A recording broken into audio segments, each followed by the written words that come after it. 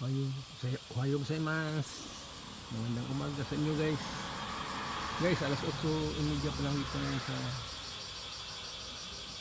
amin. Ang init na guys, grabe.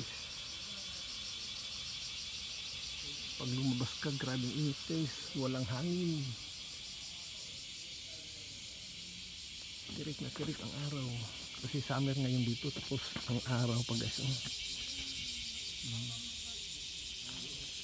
Grabe. Hindi pwedeng, hindi ka man natili sa loob. Dito ako sa loob ng sasakyan guys. Kasi nga, parang hindi ka makahinga pag lumabas ka. Walang hangin eh. Kunti lang hangin oh, yan lang oh. Hindi sapat na makasupply sa'yo.